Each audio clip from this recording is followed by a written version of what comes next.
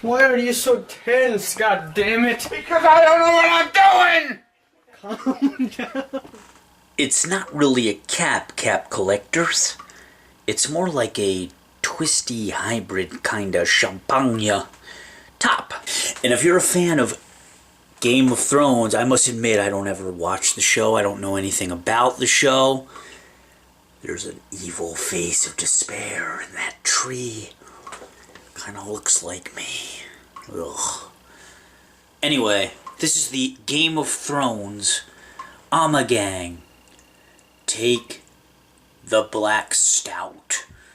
And Ommegang is a top-notch craft brewer.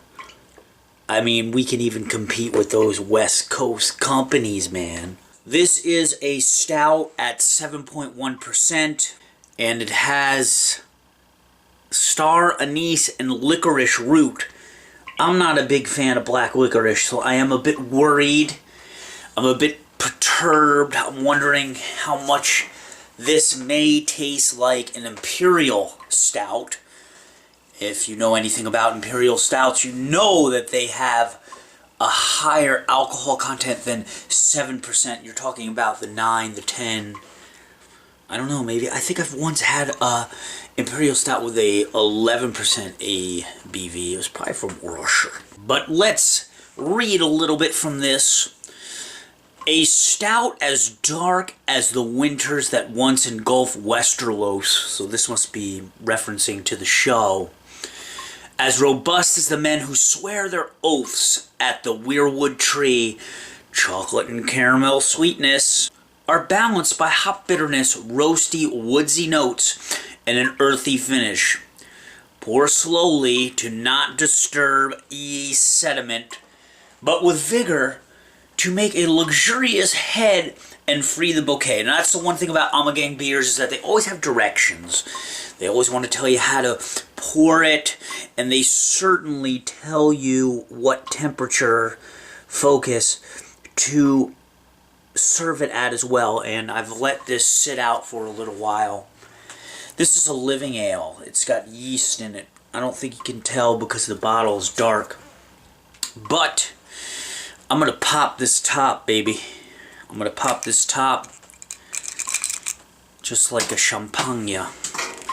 Now this is about 26, a little under 26 ounces of beer. It looks a lot bigger in the bottle. I must say, it's almost like a wine bottle size brew. Now let me see if this is going to pop. It's bottle conditioned. Yeah, it did pop a little bit. Look at that smoke, man. Alright, awesome. It's like the witch's brew. Let's see if there's anything on the cork. Yes, an Ommegang with another lion for the Leos. I don't really smell licorice yet. Alright, let's see. I'm going to pour this in my cauldron. Now, if you're going to drink this whole bottle at once, make sure you don't got to drive anywhere, alright? I got to make my public service announcement. But this is beautiful. Wow. I mean, right away. Holy cow. And I didn't pour that very vigorously. This is like a dark, like cocoa butter, cocoa fruity pebble-licious head. Lots of bubbles. Lots of foaminess. Black as pitch, opaque head. This is about a 2-finger head. We get a smell. Okay, now I can definitely tell that this is a Belgian-oriented brew. Definitely by the smell. I mean, there's no way around it. I can definitely smell that licorice and that anise. Hope I pronounced it right. Getting some kind of chocolate. Sort of caramelly, but not much. I mean, I'm getting a lot of that licorice. Alright, let's get a taste. Here's the truth time. Alright, let's see how this goes, people. That is velvety smooth going down. I'm going to have to take another sip to give you a determination. But look at this head. I mean, this is like a wondrous head. It's like an oatmeal. If you ever look at the top of a bowl at your oatmeal and you look down at it, that's what it looks like. It looks like porridge on top. The only thing that I can really compare this to is a Samuel Smith's oatmeal stout. That's what the head is really like. You know, it's a pronounced presence, the licorice and the anise, but the taste, it's not offensive. So, very interesting. Okay. Lots of like earthiness. Very earthy, hearty, getting a bit of a hoppiness. Not too much though, not as much as say something from the West Coast, even a Sierra Nevada style stout. I would say a semi-dry finish, a medium-bodied. I wouldn't go full-bodied here. Kind of has a chemical-y aftertaste a bit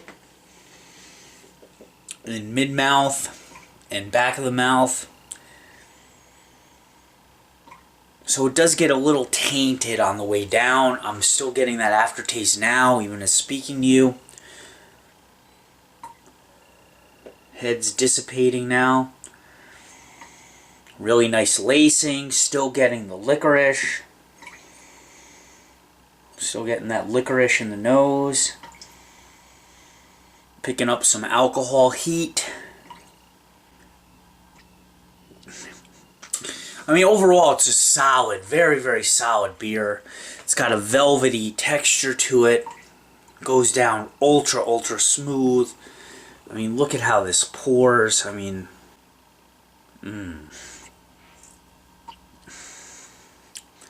yeah, getting a lot of that, like, chocolate in the front now. Like the chocolate malts. I get a bit of caramel. But again, the aftertaste is putting me off a little bit. So the aftertaste is a bit overwhelming in a way. The semi-dryness can get a bit offensive. And it feels almost like chemically to me, like synthetic. It's hard to describe, like metallic. Alright, I'm going to give this a B. Go check this out, especially maybe if you're a fan of Game of Thrones. Try it out. Try it out. I mean, this is really interesting. It's a regional brew. It's up in my neck of the woods, Cooperstown. I'm from Albany, New York, so you know it's a little bit west of me, but not too far. So I don't know how far the region spans out for Ommegang, but you know, not a bad beer. The licorice is really all in the nose. I don't really get like a licorice taste, but overall a pretty decent, solid stout. Alright, that's been Philly Kuts with another beer review. Check it out. Alright guys, peace.